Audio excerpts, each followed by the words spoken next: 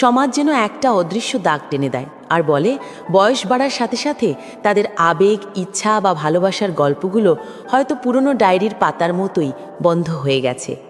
কিন্তু যদি আমি বলি এটাই আমাদের জীবনের সবচেয়ে বড় ভুল ধারণা, যদি বলি সেই শান্ত স্নিগ্ধ চেহারার আড়ালে এমন এক আগুন জ্বলে যা হয়তো যৌবনের চেয়েও বেশি উষ্ণ, আজ আমরা কোনো গোপন কথা ফাঁস করতে আসিনি, বরং সেই গভীর অনুভূতিকে বোঝার চেষ্টা করব যা বছরের পর বছর ধরে সমাজের আড়ালে চাপা পড়েছিল। এই আলোচনাটা কোনো নোংরা আলোচনা নয়, বরং মনস্তাত্ত্বিক এবং শারীরিক অনুভূতির এক গভীর বিশ্লেষণ। আমাদের সমাজে একটা ভুল ধারণা প্রচলিত আছে যে বয়স বাড়লে নাকি নারীর আকাঙ্ক্ষা কমে যায়, কিন্তু মনোবিজ্ঞানীরা বলেন সত্যিটা ঠিক তার উল্টো। কারণ আকাঙ্ক্ষা কেবল শরীরের নয়, এটা মনের গভীর থেকে জন্ম নেয়। মিলন তাদের কাছে শুধু শরীরের খেলা নয়, বরং মানসিক সান্ত্বনা। বয়সের সাথে সাথে কিছু নারীর ভেতরে এক অদ্ভুত আগুন জ্বলে ওঠে, যে আগুন চোখে দেখা যায় না, কিন্তু নিঃসঙ্গ রাতের নীরবতায় তার উষ্ণতা অনুভব করা যায়। যখন সংসারের দায়িত্ব ফুরিয়ে আসে, সন্তানরা নিজেদের জীবন নিয়ে ব্যস্ত হয়ে পড়ে, তখন একজন নারী নিজেকে নতুনভাবে চিনতে শুরু করেন। তিনি তখন শুধু স্পর্শ খোঁজেন না, খোঁজেন সেই মানসিক উষ্ণতা যেখানে ভালোবাসা আর নিজের অস্তিত্ব একাকার হয়ে যায়। বয়স তখন শুধু একটা সংখ্যা হয়ে দাঁড়ায়, কিন্তু অনুভূতি, তৃষ্ণা আর চাওয়ার রং আরও গাঢ় হয়ে ওঠে। আজ আমরা জানব কেন এই সময় নারীর মন সবচেয়ে গভীরভাবে ছটফট করে, কেন এক নীরব রাত, এক পুরনো স্মৃতি বা একটুখানি স্নেহের ছোঁয়া তাকে মনে করিয়ে দেয় যে সে এখনও বেঁচে আছে, এখনও অনুভব করতে পারে। চলুন শুরু করি। 1. হরমোনের নিঃশব্দ খেলা, মনের গভীরে জ্বলে ওঠা আগুন। অনেকেই ভাবেন বয়স বাড়ার সাথে সাথে হরমোনের পরিবর্তনই হয়তো সব কিছুর কারণ।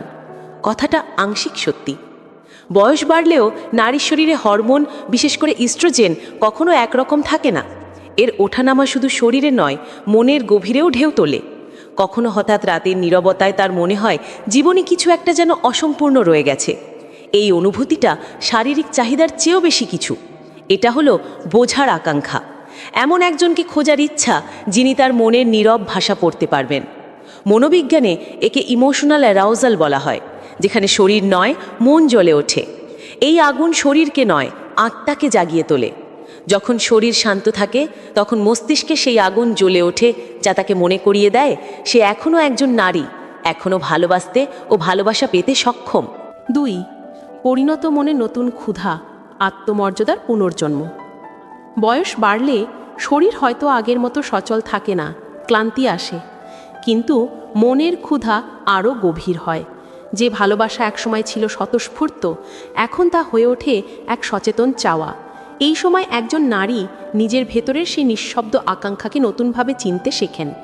একটু প্রশংসার দৃষ্টি, একটু স্নেহের কথা বা প্রিয়জনের পাশে থাকার অনুভূতি, এই সব কিছুই তার মধ্যে এক হালকা উষ্ণতা আর জীবন্ত অনুভূতি জাগিয়ে তোলে। মনোবিজ্ঞান বলে এই পরিণত বয়সে আকাঙ্ক্ষা কেবল শারীরিক থাকে না, এটা হয়ে যায় আত্মমর্যাদার পুনর্জন্ম।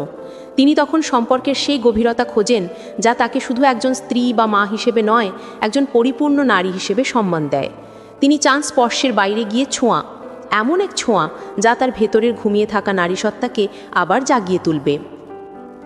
3. নিঃসঙ্গতার ভাষা, যখন একাকিত্ব স্পর্শ করতে শেখায়। নিঃসঙ্গতা মানে শুধু একা থাকা নয়, এটা এক ধরনের নরম আগুন যা ধীরে ধীরে ভেতরটাকে উষ্ণ করে তোলে। রাতের নীরবতা যখন চারপাশকে গ্রাস করে, তখন একজন নারী তার ভেতরের ফাঁকা জায়গাটাকে স্পর্শ করতে শেখেন। তিনি বুঝতে পারেন তার মনের গভীরে এখনও উষ্ণতা বাকি আছে। যদি কেউ সেই উষ্ণতাকে অনুভব করত, যদি কেউ তার হাতটা ধরত, তাহলে হয়তো এই নিঃসঙ্গতার আগুন দাবানলে পরিণত হতো না। মনোবিজ্ঞান অনুযায়ী দীর্ঘ একাকিত্বে মস্তিষ্ক ইমোশনাল ইন্টিমেসি বা মানসিক ঘনিষ্ঠতা খুঁজতে শুরু করে। এই টানটা কেবল ভালোবাসার নয়, বরং নিজেকে আবার অনুভব করার এক তীব্র আকুলতা। তিনি তখন শরীরের তৃপ্তি চান না, চান আত্মার আশ্রয়, যেখানে একটুখানি স্পর্শ মানেই হবে শান্তি আর না বলা ভালোবাসা। 4. অপূর্ণতার ছায়া, স্মৃতিতে লুকিয়ে থাকা পুরনো স্পর্শ। কিছু সম্পর্ক কখনো শেষ হয় না, শুধু সময়ের স্রোতে থেমে যায়। বছরের পর বছর পেরিয়ে গেলেও হঠাৎ কোনো এক পুরনো কণ্ঠস্বর, কোনো পুরনো স্মৃতি বা ফেলে আসা কোনো মুহূর্ত একজন নারীকে অস্থির করে তোলে। মনোবিজ্ঞানে একে ইমোশনাল রেসিডিউ বলা হয়, অর্থাৎ অপ্রাপ্ত ভালোবাসার সেই অংশ যা মস্তিষ্ক ভুলতে পারে না। এই স্মৃতিগুলো শুধু মনে নয়, শরীরেও ছাপ ফেলে যায়। রাতের নীরবতায় তিনি হয়তো ভাবেন, যদি সেদিন সেই মানুষটা একটু থেমে যেত, যদি একবার ছুঁয়ে দিত, তাহলে হয়তো আজকের এই নিঃসঙ্গতাটা অন্যরকম হতো। এই অপ্রাপ্তি তাকে কাঁদায় না, বরং তাকে আবার নতুন করে অনুভব করতে শেখায়। কারণ কিছু ভালোবাসা পাওয়ার জন্য নয়, শুধু মনে রাখার জন্য হয়। 5. প্রকৃতির ডাক। যখন আবহাওয়া মনের কথা বলে। প্রকৃতির পরিবর্তনের সাথে নারীর মনের এক অদ্ভুত যোগাযোগ রয়েছে। প্রকৃতি যেমন ঋতু বদলায়, তেমনি নারীর মনও বদলায়। বৃষ্টির গন্ধ, ঠান্ডা হাওয়া বা শরতের নরম রোদ, এই সব কিছুই তার মনের গভীরে এক নরম উষ্ণতা জাগিয়ে তোলে।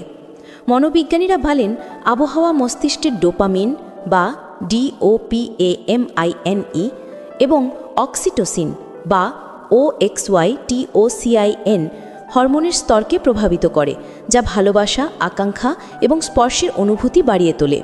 তাই হয়তো শরতের স্নিগ্ধতা তাকে বিষণ্ণ করে, শীতের উষ্ণতা তাকে কাছাকাছি টানতে চায়, আর বর্ষার রিমঝিম শব্দ তার মনে এক অজানা অস্থিরতা জাগিয়ে তোলে। এটা কোনো শারীরিক তৃষ্ণা নয়, এটা সেই সংবেদন যেখানে প্রকৃতি আর নারী একসঙ্গে নিঃশব্দে জেগে ওঠে। যে পুরুষ এই পরিবর্তনকে বুঝতে পারে, সে শুধু তাকেই ভালোবাসে না, তার ভেতরের ঋতুগুলোকেও অনুভব করতে পারে। 6. পবিত্রতার আড়ালে লুকিয়ে থাকা ইচ্ছা। আধ্যাত্মিকতার নতুন রূপ। মানুষ প্রায়ই ভাবে আধ্যাত্মিকতা মানে জাগতিক সব কামনা বাসনা থেকে দূরে থাকা, কিন্তু মনোবিজ্ঞান এখানেও এক নতুন পথের সন্ধান দেয়। স্পিরিচুয়াল অ্যারাউজাল নামে এক অবস্থা রয়েছে, যেখানে আত্মার গভীর সংযোগ থেকে আকাঙ্ক্ষার জন্ম হয়। যখন একজন নারী গভীর ধ্যানে বসেন বা প্রার্থনায় মগ্ন হন, তখন তার মস্তিষ্কের সেই অংশ সক্রিয় হয় যা প্রেম এবং শারীরিক সংবেদন নিয়ন্ত্রণ করে। তাই কখনো কখনো প্রার্থনার সময়ও তিনি এক মরম উষ্ণতা অনুভব করেন, যেন কোনো এক ঐশ্বরিক শক্তি তাকে আলতো করে ছুঁয়ে গেল। এই ছোঁয়া কোনো পাপ নয়, এটা তার অস্তিত্বের এক গভীর সত্য, কারণ ভালোবাসা আর কামনা দুটোই একই উৎস থেকে জন্মায়। একটি আত্মাকে ছুঁয়ে, অন্যটি শরীরকে। যে পুরুষ এই গভীরতা বোঝে, সে জানে নারীর কামনা লজ্জা নয়, বরং তার আত্মিক জাগরণের এক নিঃশব্দ ভাষা। তাহলে আমরা কি বুঝলাম? বয়স বাড়ার সাথে সাথে নারীর ইচ্ছা বা আকাঙ্ক্ষা হারিয়ে যায় না, বরং তা আরও গভীর, আরও অর্থপূর্ণ হয়ে ওঠে। তখন তার চাওয়াটা শুধু শরীরের থাকে না, হয়ে ওঠে মনের, আত্মার এবং অনুভূতির। এটা এমন এক চাওয়া যেখানে দুটো মানুষ শুধু শারীরিকভাবেই নয়, মানসিকভাবেও এক হয়ে যায়। এই আলোচনা যদি আপনার ভাবনার জগতে এতটুকুও জায়গা করে নিতে পারে, যদি আপনার মনে হয় সমাজের এই দৃষ্টিভঙ্গি বদলানো উচিত, তাহলে ভিডিওটিতে একটি লাইক দিয়ে আমাদের পাশে থাকুন। আর এমন গভীর আলোচনায় নিয়মিত অংশ নিতে চাইলে রনি এআই